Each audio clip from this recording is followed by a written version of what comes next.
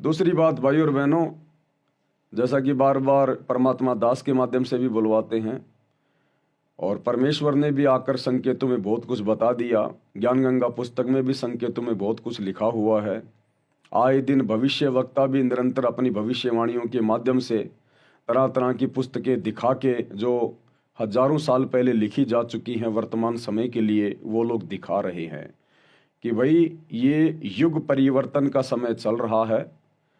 पूरा विश्व युग परिवर्तन के दौर से गुजर रहा है और जब जब दो युगों की आपस में टक्कर होती है, युग परिवर्तन होता है, तो भयंकर विनाश होता है। और आपने कल देखा होगा सोशल मीडिया पर, थाईलैंड में 7.7 रिएक्टर स्केल का एक बड़ा भूकंप आया। सैकड़ों की संख्या में बहुमंजिला इमारतें जमीन में समा गई। कई हजारों की संख्या में वहां पर लोग मारे गए। तो भाई और बहनों, आने वाले समय में ये हर जगह होगा, हर जगह देखने को मिलेगा। हिंदुस्तान में भगवान आया हुआ है, परमात्मा अल्लाह कबीर कल की भगवान सतगुरु रामपाल जी हिंदुस्तान में आए हुए हैं। इसलिए हिंदुस्तान के लोगों को चेतावनी है, उनको मौका है कि अभी भी जाग जाएं, सुधर जाएं, अपने गुनाहों से तौबा कर लें, बुराइयों को किनारे कर दें, नेक नीति ईमानदारी से जीवन जीना शुरू कर दें। मुट्ठी भर भी समय नहीं बचा है तबाही के लिए, विनाश के लिए। और केवल बुराइयां छोड़ने से, गुनाहों से तौबा करने से बात नहीं बनेगी। साथ में आपने सतगुरु रामपाल जी परमेश्वर जी की शरण में आना पड़ेगा, यदि अपना और अपने परिवार का आने वाले महाविनाश में बचाव चाहते हैं तो। आज बड़े बड़े धर्मगुरु, बड़े बड़े भविष्य वक्ता बैठकर प्रवचन कर रहे हैं कि कल की भगवान आ चुका है, कल की भगवान आ चुका है, वो अपनी लीला कर रहा है, गुप्त रूप में अपना कार्य कर रहा है। अरे तो फिर इतना भी बता दो, अगर तुम इतने विद्वान हो, अगर तुम्हें इतना ही पता चल गया, अगर तुम्हारी दिव्य दृष्टि काम कर रही है, जरा भी तुम्हारे अंदर भक्ति शेष है, तो फिर ये भी बता दो ना, वो कल की भगवान कहाँ बैठा हुआ है, वो कल की भगवान कौन है। जब तुम्हें ये पता चल गया कि वो आ चुका है और अपना कार्य कर रहा है, तो फिर ये बताने में क्यों शर्मा रहे हो कि वो कल की कौन है। बता दो सीधा सीधा, अगर तुम्हारी दिव्य दृष्टि काम कर रही है तो, कि वही सार जेल में बैठा है अपने मिशन के तहत और नाम है सतगुरु रामपाल जी, यही है वो कल की भगवान। कोई घोड़े पे बैठ के आने वाला नहीं है कोई कल की, हाथ में तलवार लेके आने वाला नहीं है कोई कल की। वो तो विष्णु का अवतार, वो तो लाखों साल बाद में आएगा, कलयुग के अंत में। वर्तमान में जो कल की है, कलयुग का भगवान, जो कलयुग में सतयुग लेके आएगा, भारत को विश्व गुरु बनाएगा, पाप आत्माओं का खात्मा होगा, सत्यानाश होगा प्राकृतिक आपदाओं में, वो नहीं मारेगा किसी को। जो वर्तमान में कल की आया हुआ है वो संत रूप में है, और संत कभी किसी को दुखी नहीं करते, परेशान नहीं करते, संत कभी चींटी भी नहीं मारता। तो सतगुरु रामपाल जी कोई हाथ में तलवार लेके दुनिया को नहीं काटेंगे, पाप आत्माओं को नहीं मारेंगे, उनके कर्म उन्हें खुद मार डालेंगे। राम किसी को मारे नहीं, मारे तो हत्यारा राम, अपने आप ही मर जाएंगे कर कर खोटे काम। संत अपना ज्ञान देकर दुनिया को संवारते हैं, सुधारते हैं। जो उनकी शिक्षाओं में चलता है, उनके सत्संग सुनता है, उनकी मर्यादाओं में रहता है, उनकी भक्ति करता है, वो स्वतः ही देवता बन जाता है। तो संत भैया अज्ञान के ऊपर अपने ज्ञान रूपी हथियार से प्रहार करता है। संत अज्ञान के ऊपर अपने ज्ञान से, तत्व ज्ञान से विजय प्राप्त करता है। और जो जो आत्माएं उनकी शरण में आ जाएंगी, उनका तो बाढ़ भी बाका नहीं होगा, बाढ़ भी बाका। बाकी भैया पूरा विश्व थर्राएगा, पूरा विश्व थर्राएगा। अभी भूकंप आ रहे हैं, अभी वैज्ञानिक क्यों नहीं बताते भाई क्यों आ रहे हैं भूकंप, क्या दिक्कत आ गई अब ऐसी। आज से पहले तो नहीं आते थे ये पहले, अब क्यों आ रहे हैं। वैज्ञानिक कहेंगे पृथ्वी के अंदर की वो प्लेटें खिसक गई। क्यों खिसक गई भाई, वो प्लेटें क्यों खिसक रही है, क्या दिक्कत आ गई उन प्लेटों को। तो ये तो अपने हीट एंड ट्रायल मेथड के आधार से बातें करते हैं वैज्ञानिक, जितना इनको पता होता है, इससे ज्यादा नहीं पता इनको अध्यात्म का। अब गुरुदेव भगवान ने बताया कि जब वो शैतान, वो काल, जब उसको भूख लगती है, वो अपने शैतान लोक से, 21वें ब्रह्मांड के अंतिम लोक से, ब्रह्म लोक से वो दहाड़ मारता है, दहाड़। तब तुम्हारी ये तीनों लोक कांप जाते हैं, तीनों लोक। तब ये तुम्हारी ये पृथ्वी कांपती है, इनकी प्लेटें कांपती हैं। वैसे नहीं कांपती है प्लेटें। उस शैतान को जब भूख लगती है ना, जब उसने महाविनाश करना होता है, तब वो धाड़ मारता है वहां से कि दुर्गा, भोजन भंडारे में इतनी देर क्यों कर दी। वहां से धाड़ मारता वो, जैसे शेर जंगल में धाड़ मारता है, छोटे मोटे जानवर बेचारे कांपने लग जाते हैं। तो वो ज्योति निरंजन, वो काल, वो शैतान, वो धाड़ मारता है, क्योंकि युग परिवर्तन का दौर चल रहा है और उसको पता है कि जितना भोजन समेटा जा सके उतना समेट ले। और वो कोई आलू टमाटर की सब्जी नहीं खाता, वो बैंगन भरता नहीं खाता, वो आप और हम जीवों को खाता है, इंसानों को खाता है। हमारे सूक्ष्म शरीर की वासना को तपत शिला पे निचोड़ निचोड़ के भून भून के खाता है। तो भैया अब उसको आभास हो गया, उसको पता हो गया। जब आप लोग अध्यात्म से परिचित हो जाओगे, सृष्टि रचना से परिचित होगे, सतगुरु रामपाल जी के प्रवचन सुन के, तो आपको पता चलेगा कि इस कबीर परमात्मा सतगुरु रामपाल जी का और इस शैतान का, इस काल का एग्रीमेंट हुआ था। और इस काल ने स्वयं कहा था अपनी सूझबूझ से कि आप कलयुग में जितने मर्जी जीव अपने सतलोक ले जाना, मैं आपको नहीं रोकूंगा।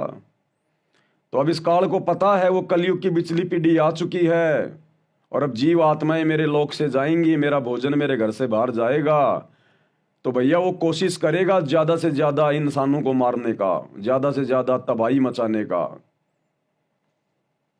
जिस प्रकार एक किसान अपनी फसल को काट पीट के और अपने खेत में जमा कर लेता है, और जब बादल मंडरा रहे होते हैं, हल्की फुल्की बूंदाबांदी हो रही होती है, तो किसान को चिंता हो जाती है कि बारिश में कहीं मेरी गेहूं की फसल, मेरी सरसों बर्बाद ना हो जाए, मेरी मेहनत साल भर की। वो जितना जल्दी हो सके उसको समेटने का प्रयास करेगा। उसके ऊपर कोई कपड़ा डालेगा, कोई पॉलीथीन डालेगा, कोई तिरपाल डालेगा, या गेहूं निकला हुआ खेत में पड़ा हुआ है खाते में, तो वो कोशिश करेगा उसको ढकने की, या फिर उसको बोरियों में भर भर के अपने घर पे ले जाने की। तो इसी प्रकार इस काल का भोजन हम जीव हैं, इंसान, और उसको पता है कि जीवों को ले जाने वाला आ गया है। तो भैया वो समेटने का प्रयास करेगा, हर प्रकार से हर संभव कोशिश करेगा, जगह जगह युद्ध करवाएगा, प्रेरणा करके गृह युद्ध होंगे जगह जगह। और दास ने बहुत पहले कह दिया था मालिक के आशीर्वाद से कि भारत देश में गृह युद्ध का सबसे कारण बनेंगे ये छोटे छोटे दल, ये करणी सेना, हिंदू सेना, बजरंग दल, मुस्लिमों की अपनी सेनाएं, फलाना फलाना सेनाएं, ये छोटे मोटे जो ये बम्ब जो बने हुए ना जाति और धर्म के नाम पे, ये आपस में गृह युद्ध का कारण बनेंगे। और शुरुआत हो चुकी है, आप जी देख ही रहे होंगे। औरंगजेब को लेकर, महाराणा सांगा को लेकर किस प्रकार से ये बवाल हो रहे हैं। महाराष्ट्र में क्या हो रहा है, नागपुर में क्या हो रहा है। हिंदू मुस्लिम बिल्कुल आमने सामने होने की स्थिति में है, क्योंकि हम युग परिवर्तन के दौर से गुजर रहे हैं। 2028, उससे पहले पहले क्या क्या तांडव मचेगा। भारत देश के 16 से ज्यादा राज्यों में इमरजेंसी ज्ञान गंगा पुस्तक में लिखा हुआ है। सतगुरु रामपाल जी ने यदि किसी भविष्य वक्ता की भविष्यवाणी का समर्थन कर दिया तो समझ लेना वो सतगुरु रामपाल जी के वचन है। और ये अंतर्यामी परमात्मा है, इनसे कुछ भी छुपा हुआ नहीं है आगे का। साध वचन पलटे नहीं, पलट जाए ब्रह्मांड। तो सतगुरु रामपाल जी ने अपनी पुस्तक ज्ञान गंगा में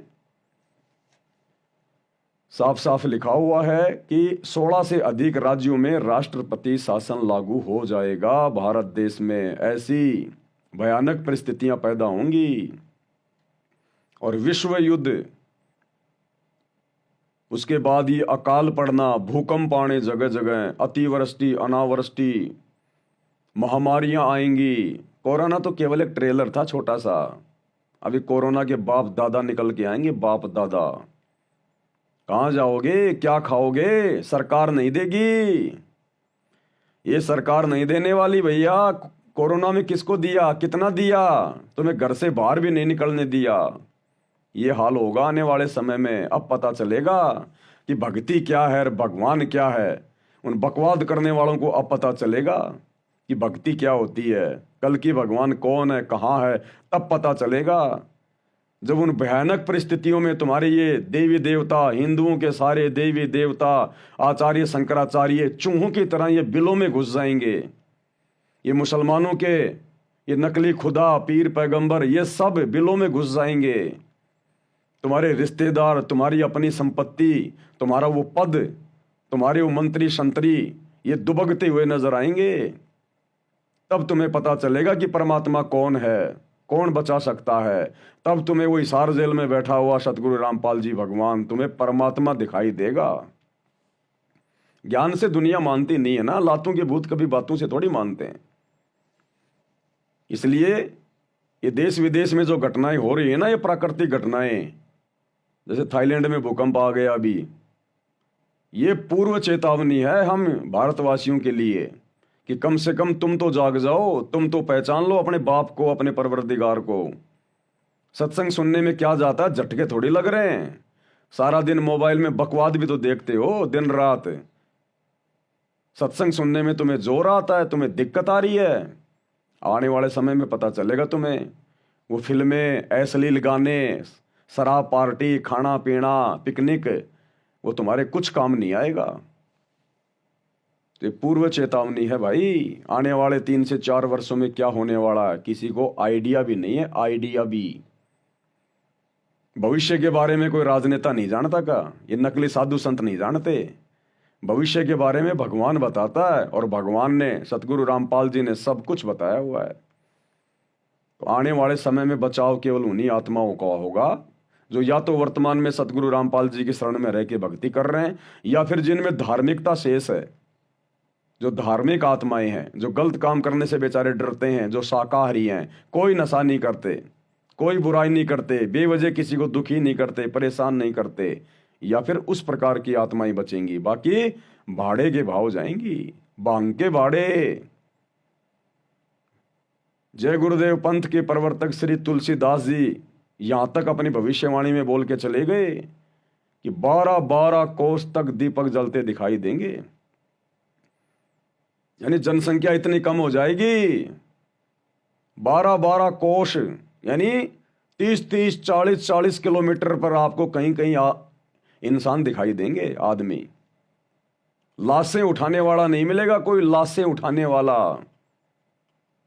जैसे महाभारत के युद्ध में क्या हुआ था, गिद्धों ने लाशें खाई थी, जानवरों ने लाशें खाई थी, कोई दफनाने वाला नहीं था।